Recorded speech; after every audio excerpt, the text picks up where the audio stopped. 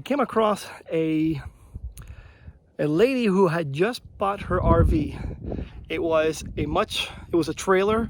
I don't know how many feet it was, but it was a lot smaller than this one. Mine is 43 feet. I think hers extended from the front of my RV to maybe like here. I mean, it was just a lot smaller. And she was having a heck of a time parking it. I was just in the RV minding my own business, but my wife kept seeing them back and forth, back and forth, back and forth. So she said, Ernesto, go out there and help them. So I went out there and I told her, you know, this is what you need to do. Just kind of coast her a little bit. And when I saw her move, the RV just swung way out of control. I mean, quickly, which I'm not used to. I'm used to this 43 footer, which responds very slowly. So to see an RV respond so quickly was very strange. So as I'm talking to her, I realized, you know what? I've been in this situation before where it's just hard, it's difficult to park it, and there's somebody there who's very nice enough to help me. But at the beginning I was like, you know what, bud, can you just park it for me?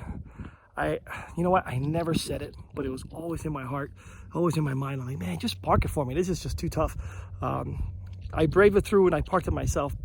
But having been there before, I asked her, you know, just for the sake of argument, do you prefer that I just park it for you? And she said, yes, just do it. You know, and I knew she would. I knew she would. She was in that situation. And you know what? Here's the danger, that obviously liabilities and all that stuff. But you know what? I took a chance and I helped her out. I got into the truck and I started driving this thing. And it responded very quickly. Oh my goodness, it was so quickly. So the rule here, one of the rules to towing, and especially when you're parking, is go slow. Go slow because you can know when the RV is responding and how it's responding. And I hadn't realized just how important it was, especially on a smaller rig. Big one is important enough. I've learned to go slow. And when I was parking it in this space, which this space was problematic because I got sand on that side and the space is small, I went very slow.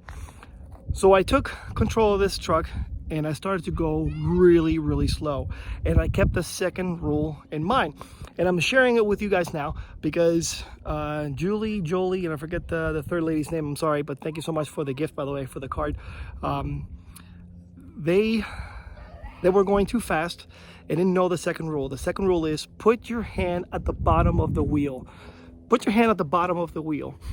And if you move your hand to the left, what you're going to see is the back of your RV start swinging towards your hand. So if you move your hand in this direction, you're actually going to see the RV swing in that direction. If you move your hand in this direction, you see the RV head in that direction. So as you're backing up, if you do this, right, you're actually going to see the RV behind you start going in this direction. If you're backing up, if you go like this, you'll see your RV start moving in this direction. So anyway, that was very important for them to know. I thought since their RV was responding so quickly, maybe the rule doesn't apply, really, because it was so quick. It was unreal. But no, when I slowed down a lot and I started applying those two rules, go slow and keep your hand at the bottom of the wheel, of your steering wheel, things respond like they're supposed to. So good luck.